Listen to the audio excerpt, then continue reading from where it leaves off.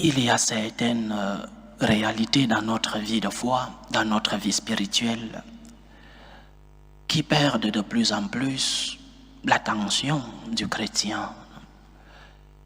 Et une de ces réalités, c'est l'existence des esprits impurs.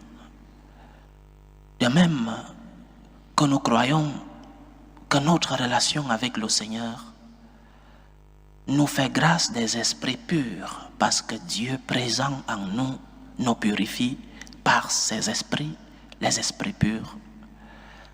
Nous devons aussi avoir présent dans notre vie la présence d'autres esprits, cette fois-ci des esprits impurs, ce que nous appelons communément les démons. C'est une réalité, ils existent.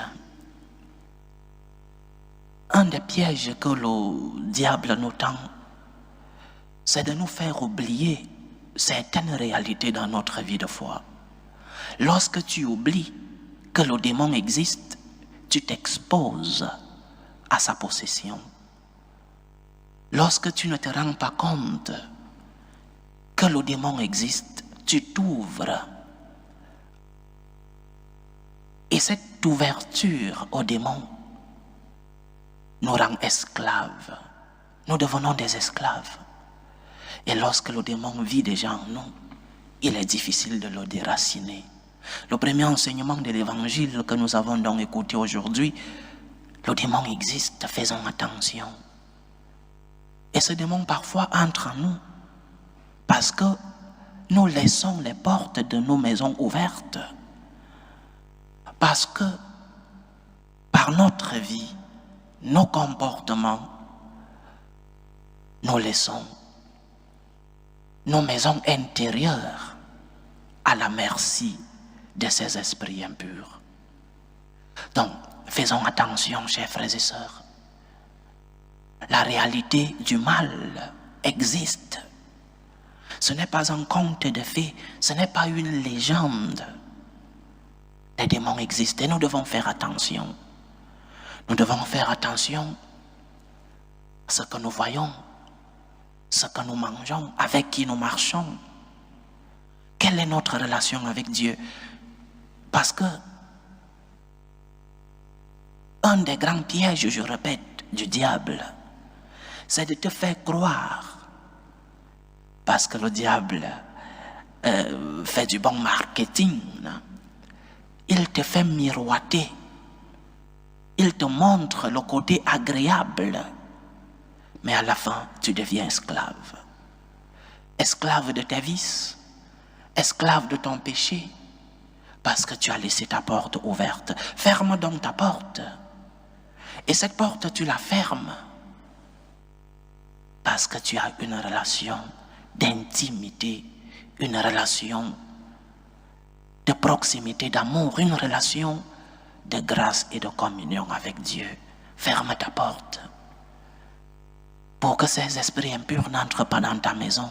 Ferme ta porte pour que ces esprits impurs ne te rendent pas esclave. Ferme ta porte pour que tu puisses être un enfant protégé par Dieu lui-même. Si dans ta vie, le Seigneur occupe une place qui n'est pas la première, tu es à la merci du diable. Parce que tu deviens esclave de ton travail, tu deviens esclave de l'argent, tu deviens esclave du sexe, tu deviens esclave de tout autre vice et de péché. Mais si tu as mis le Seigneur à la première place dans ton cœur, tu es protégé, ta porte est fermée, le démon ne pourra pas y entrer. Parce que ce démon sait, nous l'avons lu dans l'évangile, ce démon sait que le Seigneur est plus puissant que lui. Ce démon sait que la victoire vient de notre Dieu par notre Seigneur Jésus-Christ. Fortifie donc ta relation avec Dieu pour que cette réalité spirituelle n'entre pas dans ta vie. Fortifie ta relation avec le Seigneur à travers la prière, à travers la pratique fréquente des sacrements, le sacrement de l'Eucharistie, le sacrement de la pénitence, la confession, à travers ta vie de piété, le bien que tu fais aux autres, tes œuvres de charité, tu seras en train de fortifier ta relation avec Dieu et donc en train de fermer la porte au mauvais esprit. Mais il y a un autre enseignement dans l'évangile que nous avons écouté. Parfois, dans notre vie spirituelle, nous n'arrivons pas à intégrer qu'il y a un prix pour tout que nous devons payer. Tu veux être en grâce de Dieu. Tu veux que le Seigneur t'accompagne dans tes œuvres. Tu veux que le Seigneur t'éloigne des esprits impurs. Il y a un prix à payer. Dans l'évangile d'aujourd'hui, nous avons lu que Jésus, après avoir expulsé les démons et de les jeter dans les ports, parce que les gens de cette ville n'ont pas voulu payer le prix des porcs et de sauver les deux possédés, ils ont expulsé Jésus de la ville.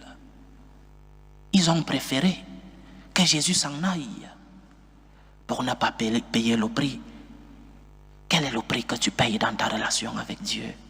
Seigneur, sauve-moi. Seigneur, donne-moi ceci. Seigneur, j'ai besoin de ceci. Seigneur, je suis malade. Seigneur, Seigneur. Quel est le prix que tu payes? Ceux-ci ont refusé de payer le prix des porcs qui ont été jetés à la mer. Parfois dans nos vies, nous refusons de payer le prix dans notre relation avec Dieu. Quelle est ton action de grâce comme retour? Amour en retour. Parce que Dieu qui t'a aimé en premier doit trouver en toi un amour en retour. Quel est le prix que tu payes dans ta relation avec Dieu? Ou alors, le gratis total, que Dieu te donne tout et que tu ne puisses pas bouger le petit doigt. Le Seigneur, dans sa relation avec nous, veut que nous collaborions. Tu pourras perdre des porcs, mais pour sauver une âme. Tu pourras perdre des amis pour que ton âme soit sauvée. Tu pourras perdre même ton emploi pour que ton âme soit sauvée. Nous ne voyons que ce que nous perdons et ce que nous perdons aujourd'hui. Nous ne voyons pas les bienfaits que le Seigneur nous prépare. Nous ne voyons que le verre à moitié vide. Nous n'arrivons pas à voir la réalité dans sa généralité. Accepte de payer le prix. Accepte dans ta relation avec Dieu que pour recevoir, tu dois donner. Il n'y a pas de réception gratuite, même dans notre relation avec Dieu. Accepte de payer le prix. Le prix peut être ton temps libre que tu n'as plus, parce que tu vas rendre visite aux malades, parce que tu vas à la messe, parce que tu augmentes tes heures de prière. Le prix peut être tes moyens financiers, parce que tu donnes à Dieu ce qu'il t'a déjà donné. Combien de fois nous prions, mais nous n'arrivons pas à faire une petite offrande? Quel est le prix que tu payes dans ta relation avec Dieu pour recevoir? Dans l'évangile, je répète, ceux de cette ville qui ont expulsé Jésus de la ville n'ont pas voulu payer le prix. Le prix de la présence de Dieu dans leur ville, le prix de la présence de Jésus dans leur ville, qui allait apporter beaucoup de bien.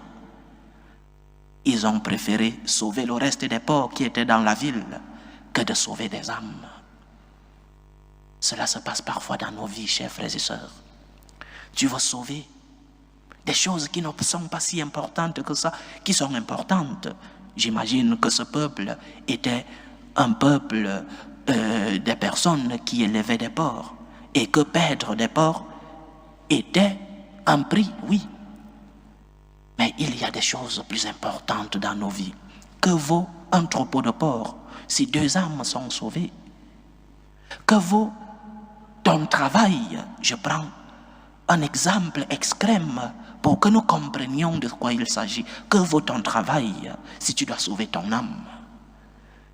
Que valent tes amis si tu dois sauver, si tu dois te protéger? Que vaut ta famille si tu dois sauver les âmes de ta maison, sachons payer un prix dans notre relation avec Dieu, dans tes prières. Demande-toi ce que tu offres. Offrande vient d'offrir. Dans tes prières, dans tes supplications, dans tes intentions de messe. Demande au Seigneur, demande-toi, qu'est-ce que tu offres, qu'est-ce que tu donnes à Dieu? De belles paroles, de belles paroles, de belles prières, de belles intentions de messe. Quelle est la part que tu apportes? Ou alors, gratis total. Après une grâce, quelle est ton action de grâce? Que le Seigneur nous aide, chers frères et sœurs, à nous éloigner des esprits impurs. Qu'il nous aide aussi à savoir payer le prix dans notre relation avec lui. Après une grâce, vient une action de grâce. Et je dirais même, avant de recevoir une grâce, fais déjà une action de grâce. Que le Seigneur nous aide. Loué soit Jésus-Christ. À jamais.